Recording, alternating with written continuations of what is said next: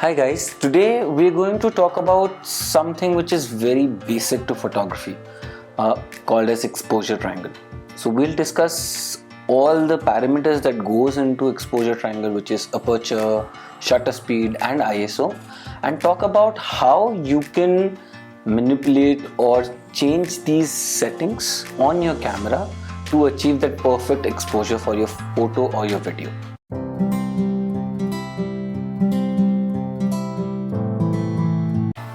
Hi guys, this is Nirvik and I make videos on photography on this channel. So if you like this video, please hit the like button, and if you want to see videos in the future, please subscribe to the channel and hit on the notification icon. So today we're going to talk about aperture, shutter speed and ISO, and how changing each of them is going to change the exposure of your photo and video, and what you must do or how you must manipulate each of them to make sure that the exposure is absolutely right on your photo or on your video. And stay till the end so that I can explain to you in a very simple way by comparing exposure triangle to filling water in a bucket. Right? So stay till the end and I'll tell you how this is very similar and it's very easy to understand. So first let us talk about aperture. What is an aperture of your lens? The aperture is the extent to which your lens can open up, right? Which means that more the lens opens up, the more light it is going to allow into the camera. Right? So for example, if you buy your kit lens, you might see that there is a variable focal length, a variable aperture that is there on the lens. So for example, in an 18 to 55 mm lens or a 18 to 140 mm lens, you would see that the aperture values would be 3.5 to 5.6, or let's say 4 to 5.6, which means that if you are at 18 mm, the maximum or the lowest value of aperture that you can go to is 3.5 or 4. But when you increase the focal length to 55 or 140, the lowest value of aperture that you can have is 5.6, which means that as you increase the focal length, the light that can enter into the camera is going to keep decreasing, right? Now, why is it that a lower value of aperture means higher light that is coming into the camera? So obviously it is inversely proportional. The reason is, the formula for this is the diameter of the lens is equal to the focal length of the lens divided by the aperture value. So which means when I say the diameter of the lens, it means the diameter of the opening of the lens is equal to the focal length of the lens divided by the aperture value, which means that the larger the opening, the smaller is the aperture value, because it is inversely proportional, right? Similarly, for shutter speed, if it is, when we say it is a faster shutter speed, it means that, for example, if you are at 1 by 100, a faster shutter speed would be 1 by 200, right? Because that is a smaller value. When a speed is faster, it means that the mirror or the light that is going to come into your, if it's a mirrorless camera, there's no mirror, so if the light that is going to hit the sensor is going to be lesser, right? Because if the camera is going to allow the light to hit the sensor for a lower amount of time, right, which means a faster shutter speed, that means that the light that you have on your sensor is lesser, which means if you have a slower shutter speed, that means the light is going to increase. Again, it's an inversely proportional relationship here, because your shutter speeds are always in 1 by 5, 1 by 6, 1 by 30, 1 by 60, or let's say 1 by 120. So every time you increase the values, the light that is entering or hitting your sensor, it becomes lesser or half. So now let's talk about shutter speed.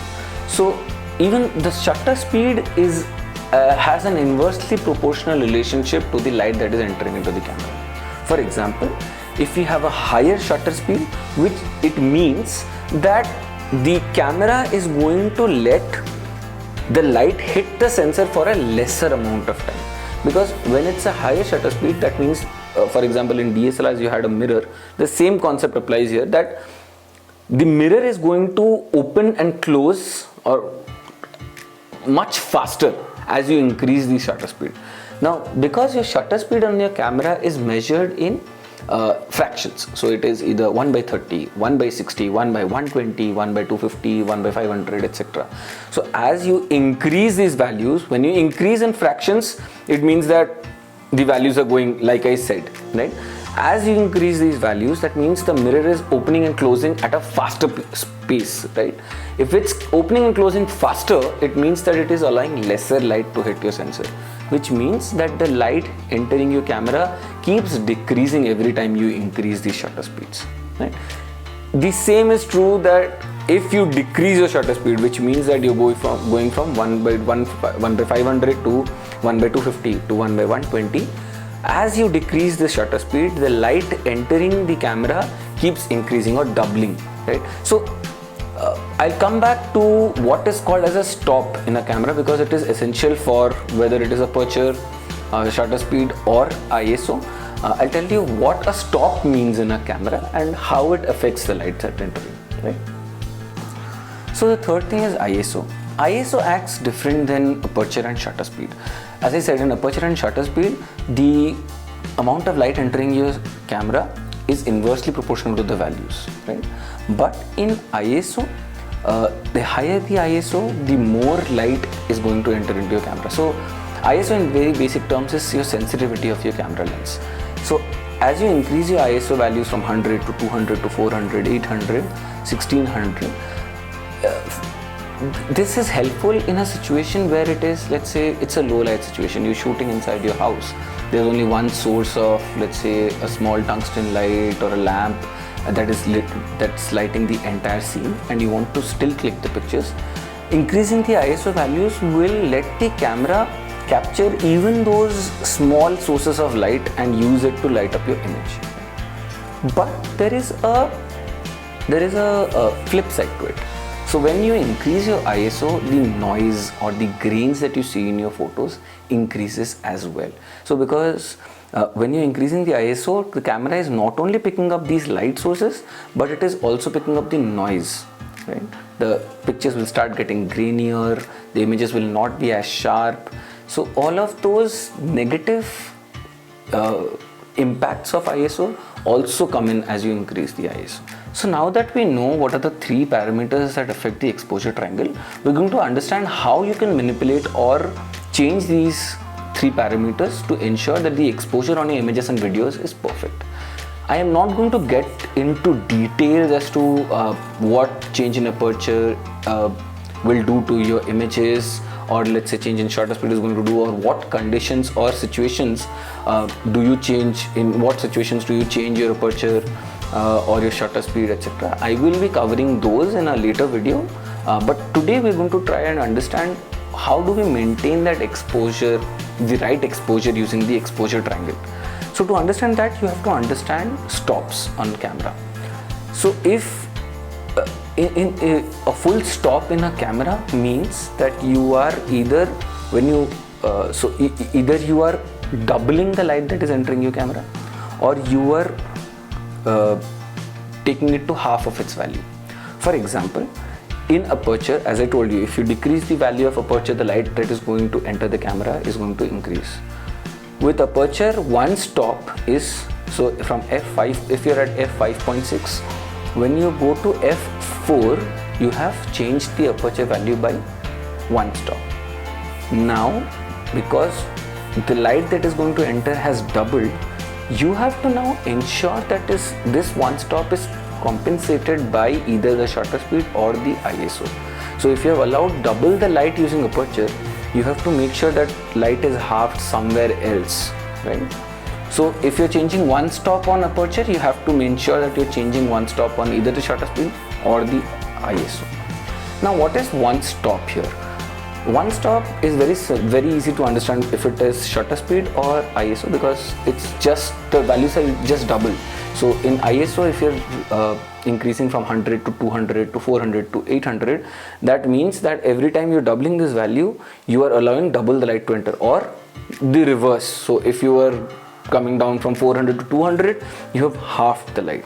In shutter speed, similarly, if you are at 1/60th of a second, now as these are fractions, obviously the higher the value in the denominator, the lesser is the number, right? So if you are increasing the shutter speed, so 1 by 60th to 1 by 120th, that means that you have halved the light that is entering. Now if you decrease the shutter speed from 1 by 60th to 1 by 30th, that means you are doubling the light that is entering. I hope I have made myself clear here.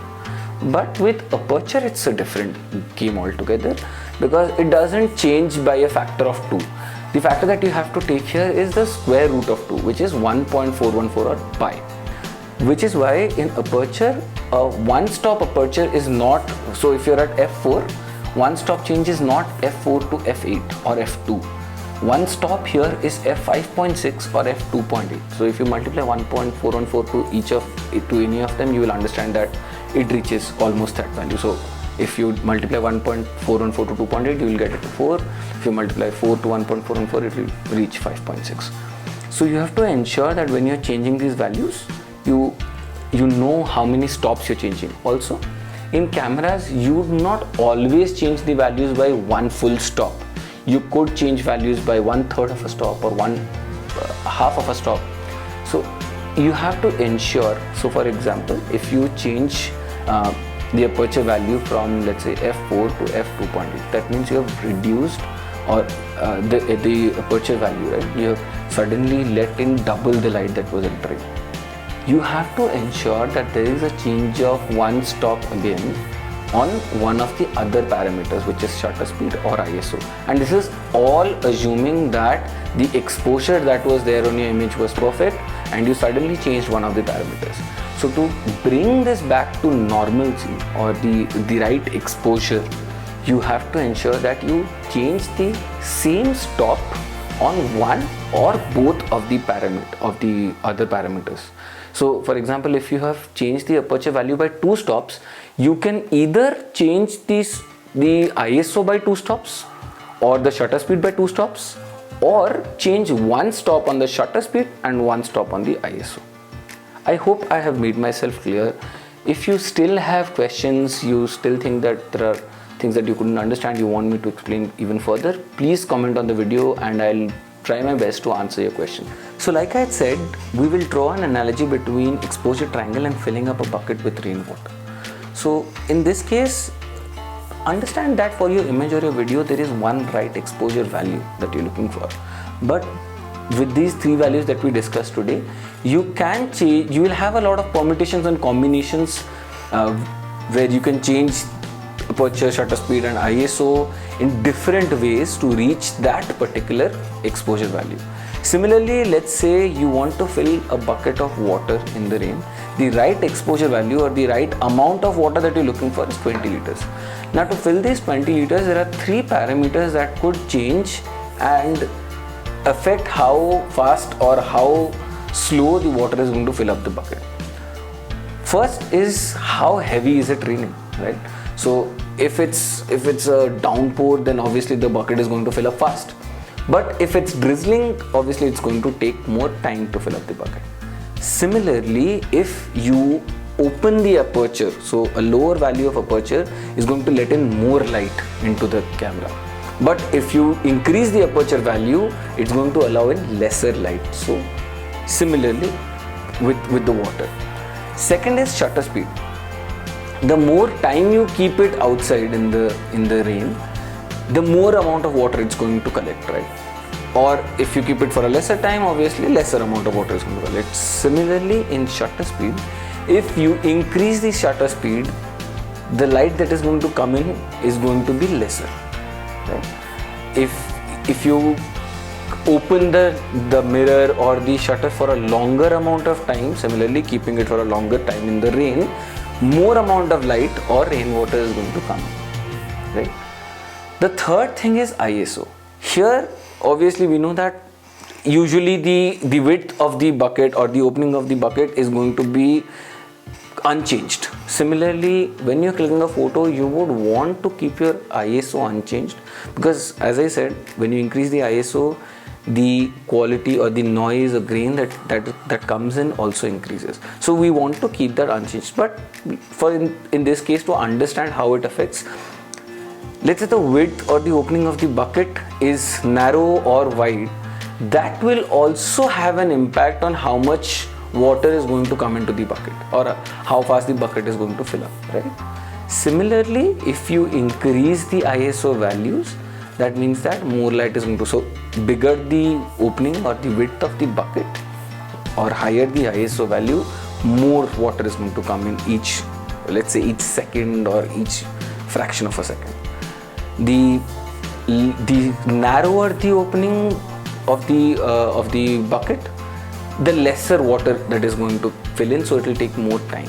Similarly, if you decrease the ISO values, the lesser amount of light is going to come.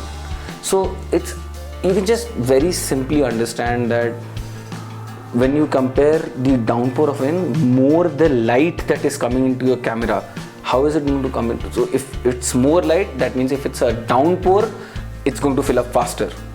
You're reaching your exposure value faster, right? Second is your shutter speed. The longer the time you keep it, which means slower the shutter speed, more the light. Third, the narrower or wider the width of the opening of the bucket, the faster or slower the bucket is going to fill up, or you're going to reach that right exposure value. Thank you so much, guys. I hope I was able to help you understand what an exposure triangle is, what are the parameters that are involved, how you change these parameters, or if you're changing one of the parameters, how do you make sure that which parameters you're changing after that to ensure you have the right exposure for your photos and videos. If this helped you, please hit the like button, subscribe to the channel if you want to see videos like this in the future. If you still have follow-up doubts, you have questions that you want me to answer, please comment on the video. If there are particular topics that you want me to cover in the future videos, please comment on the video and let me know, and I'll definitely try and make a video on that. And please definitely again like the video if you liked what you saw today, and I'll see you the next time. Keep creating your own stories till then.